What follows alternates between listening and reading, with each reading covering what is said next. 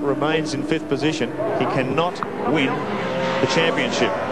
So he will be driving as hard as he possibly can to get up another position. Sure is. Well, Brocky's doing it tough. With a little more on that, let's go down to Andy again in the pits.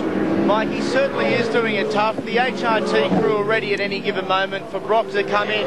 He was involved in a shunt with Dick Johnson this morning. Consequently, the diff housing has been bent, and it was a very, very quick repair in the pit earlier. He's having an oversteer problem, and they're very concerned with the left rear tyre. It's going off pretty badly at the moment. Oh, well, that explains the performance. Yep. You can't have these cars in any shape other than perfect. And he's been perfect as you've designed them. And with that kind of a bingle at in the dash, if it's hurt his rear end geometry, and he's struggling here. And he's really been frying up that outside tyre, and that really costs you dearly when you've got other guys around you like Bow, with the car working perfectly at this stage. Brock really struggling here.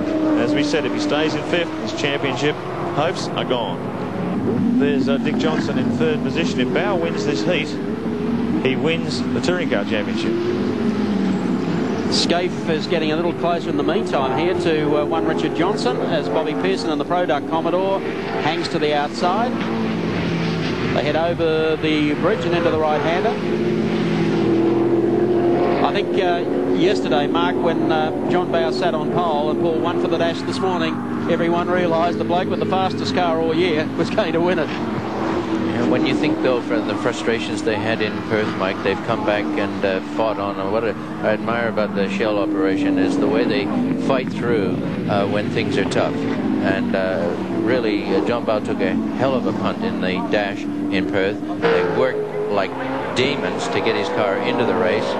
Didn't have a very fruitful race. He's come back here a few weeks later, put it on pole, won the dash, and holding the rest of the field at bay here now. 4 laps to go. There's David Parsons, young privateer, having his first season in touring car racing. He'll hang off to the right, just allow Dick Johnson to pass him. He's looked pretty good so far. There's Mark Scaife, can't do much about it, still with about 4 laps remaining.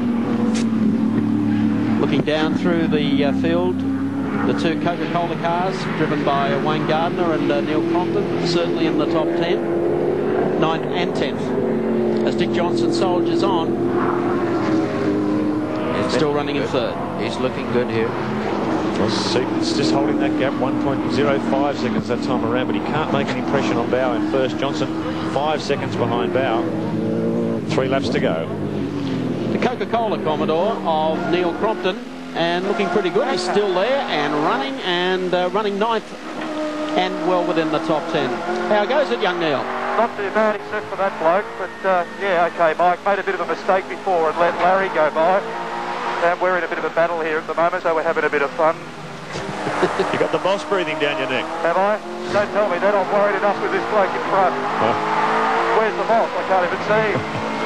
He's coming. Okay, like Christmas. How's things in there for you guys? Is it a good race? A bit quiet, actually. Oh, okay. You want me to sing a song for you? If you wouldn't mind. But don't tap dance. Okay. All right, well, at least that's something good. You've got the 2 cars still running in this heat, 9th and 10th. I think you're going quite well, Mike, and it's a shame about the qualifying performance because that sort of put us off our game a bit, but Larry's a very good driver, a very good engineer, and there's not a lot of yards between us, is there? Not really. Whoop. Whoop. Steady. Yes. I might just go back to it, I think. If you wouldn't mind. Bye. See ya. Well, there's a man that knows that he just that moment that he talked to us took his mind off the job. A little bit of an oops there. He recovered quickly and realized he better get back onto it.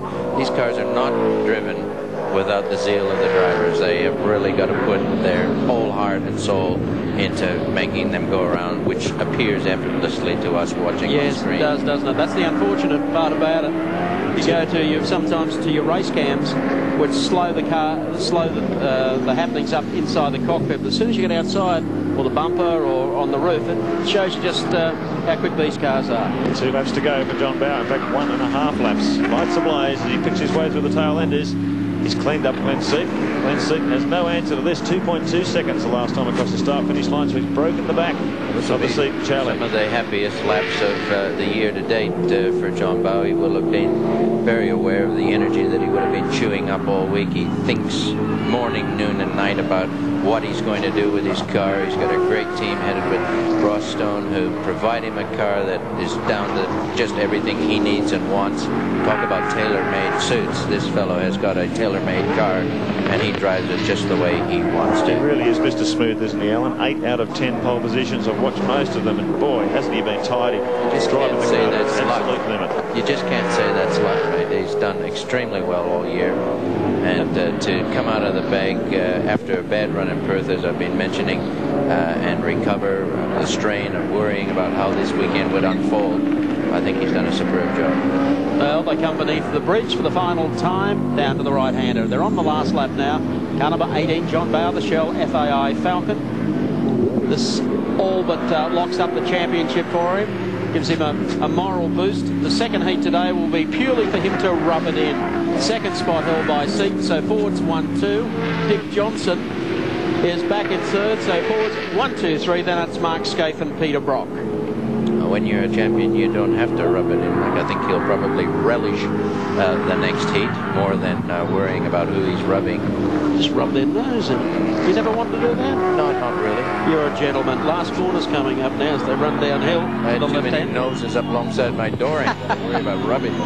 Last corner comes up now for John Bower, car number 18. Race number 1 of the grand final day, and Bower and the Falcon for Shell comes across the line. He'll take it. Second place will go to Glenn Seaton and the Peter Jackson Ford. Third to Dick Johnson. Fourth to Mark Scaife and fifth to Peter Brock. Let's check out the top 10 for you on our Shell race score. JB, the winner of heat number 1. Second spot going to Glenn Seaton. Third to Dick Johnson. Fourth to Mark Scaife and fifth to Peter Brock. In sixth spot, it was Thomas Mazera. Seventh, Alan Grice, a fine drive that. Eighth, Larry Perkins. Ninth and 10th, the Coca-Cola twins, Neil Crompton and Wayne Gardner. Don't go away. We'll be back at the park just a tick.